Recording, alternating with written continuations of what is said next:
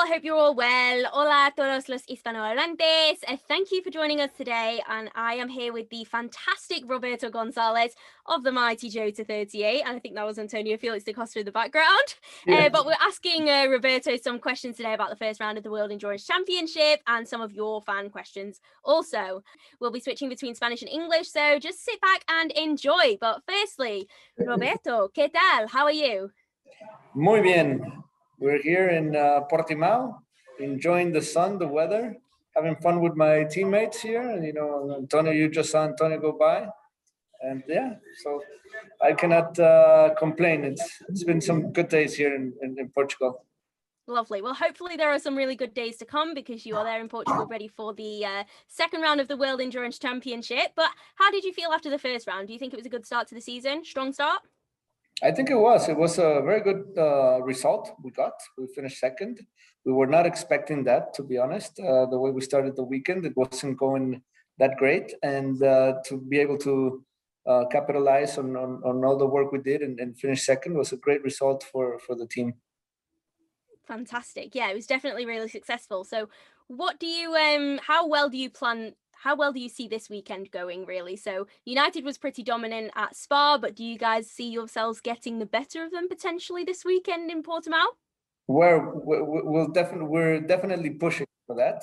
We're pushing 100%. We have the local hero in our car, so he better perform. I'm talking about Anthony Davidson, not Antonio Felix da Costa.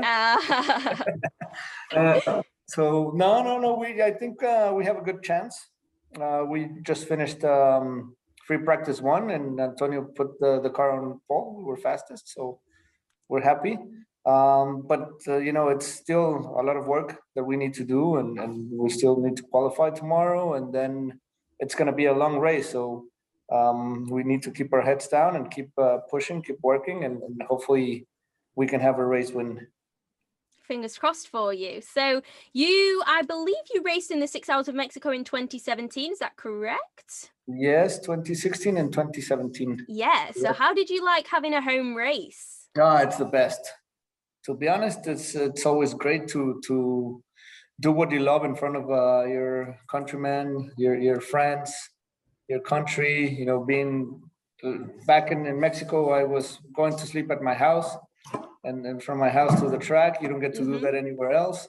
And I had all my family, friends there, and we didn't have the result we wanted. We finished 5th in 2016, I think, and I can't remember. I think we finished 5th also in 2017. But it was great to be racing at home. Gives you that special feeling, yeah, and gives you that extra motivation. ¿Tuviste más presión, tuviste más determinación cuando estás enfrente de un público local? No, la verdad en mi caso no agrega Interesante. Presión, si acaso un poco de motivación, más bien, o mucho motivación, presión no. Simplemente una emoción diferente, una emoción que es difícil de describir, perdón. Es un tema de orgullo de poder estar compartiendo lo que te gusta, lo que haces, el esfuerzo que haces con gente cercana a ti, ¿no? Y gente que te conoce, que te entiende, que habla tu mismo idioma. Sí es algo muy especial. Claro que hay carreras muy importantes que a todo el mundo nos gusta, como por ejemplo las 24 horas de Le Mans, pero las 24 horas de Le Mans y tu carrera de casa siempre son las máximas carreras. Sí, es lo mismo, es el mismo sentimiento que Antonio tiene ese fin de semana en Portimao. I don't know what the feeling would be like, but I can imagine that it's all pretty special for you. It gives you goosebumps, believe me. When everybody's cheering for you, it's unbelievable. It's amazing. Fantastic. Well, I hope we can go back one day and you can get that feeling once more. So I'm intrigued to know, I asked both of your teammates this as well, which race are you most looking forward to? Is it Le Mans, which is obviously the big one? Which one excites you the most? Which one are you most looking forward to this season? Le Mans 100%. Yes, that's no questions. It's the biggest race. It's one of I would say the top 3 events in auto racing, together with the Monaco GP and the Indy 500. It's right up there. Obviously, Formula One is too far away for me, and the Indy 500 also. So I get to do the Le Mans 24 hours, and it's an amazing event. I really enjoy it. I love going there and doing the race. I love the track. For me, it's the most challenging track in the year. It's got really high speeds, high speed corners, technical corners, a bit of everything. It's mainly a road course, so the track is evolving through the race. It's changing quite a lot, so it just makes it very special. Yeah, very much excited. Fingers crossed we might be actually able to have fans there this year as well, because I think the atmosphere there is 100% improved when you've got all of the fans that are staying there and cheering you on. I completely agree with you. With the fans, last year we didn't have fans at the track, and it just didn't feel like the 24 hours of Le Mans.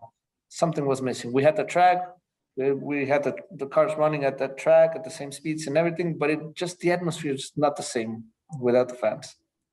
Yeah, definitely. Well, I want to know, especially with that one being such a long race, 24 hours long, how do you prepare yourself?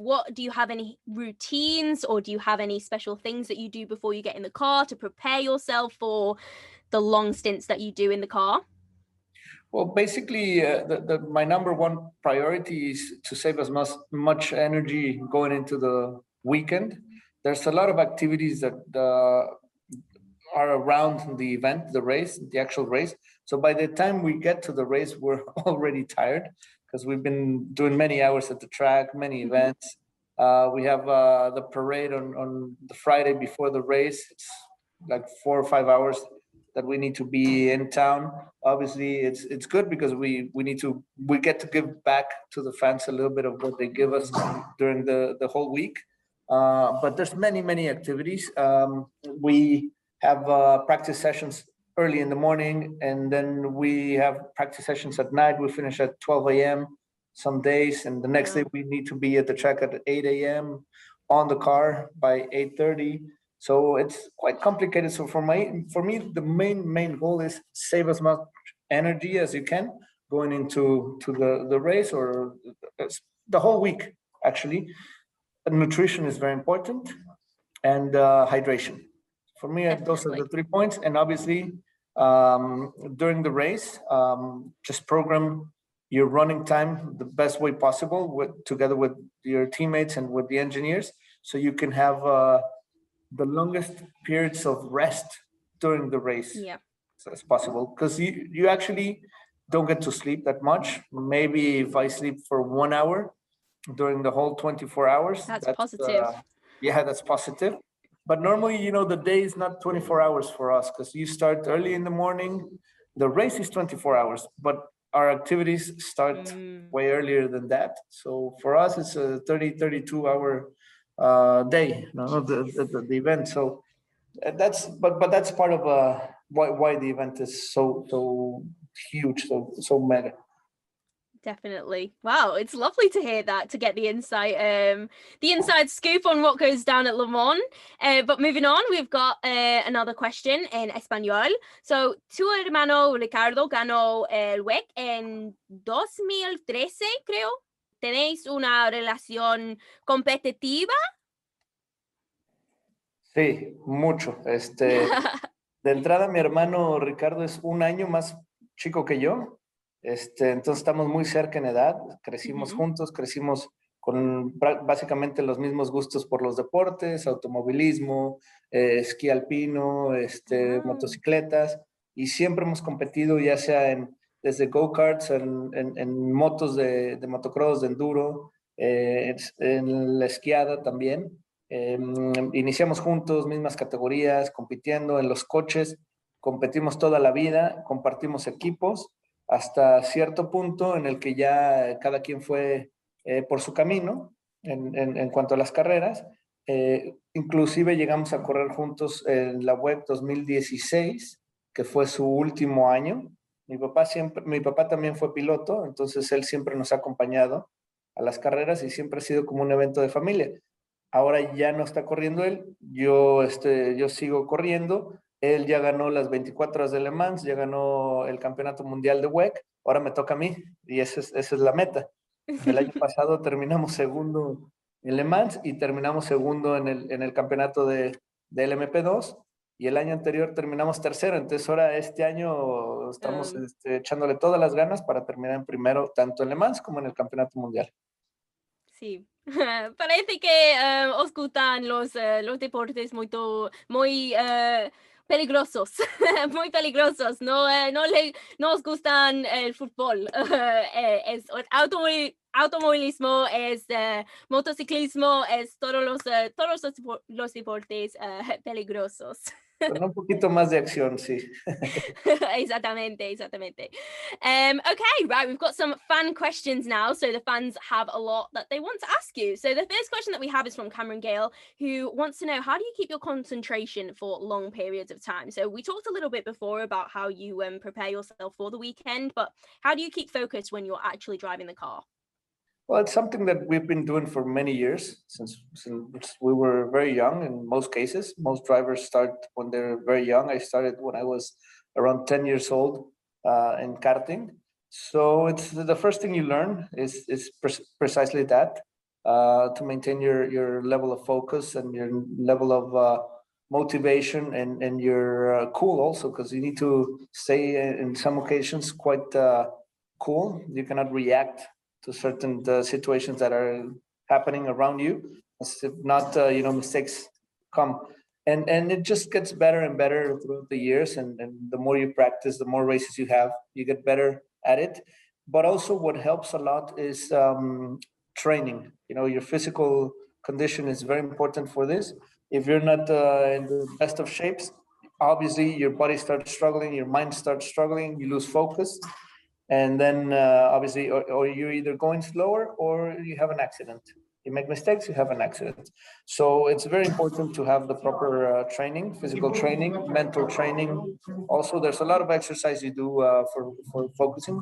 Nicely, a lot of exercise that you can do to manage stress, how you handle stressful situations, how much you're able to relax. I used to do a lot of exercises to help me relax, especially mentally. And so I used to try to have like my quiet moments, like 20 minutes before I got in the car, and just focus on that and try to be the most relaxed as possible. And that also helps you on the long run to maintain your concentration. Yeah, do See, you have any right now I'm doing a mega effort because I have both of my teammates right in front of me, trying to make me laugh. But see, I'm able to. Never. Okay, I asked Anthony when I interviewed him what was the best and worst thing about both of your teammates. So would you say that one of the worst thing is them distracting you? So yeah, he's distracting me, and he hates to be distracted. So I know that about him. But yeah, please let me know what he said about me. He said you work too hard, that you're too hard on yourself. Yes, is that true? Not that he works too hard, but he's too hard. Yeah, my bad. There's going to be some interesting questions between the three of you once we get off this call, isn't there? Yeah. I'm sensing an interrogation. Right, well, we'll hit the final question. Yes. ¿Cómo describiría mejor la sensación de correr a máxima velocidad? Es muy difícil de describirlo.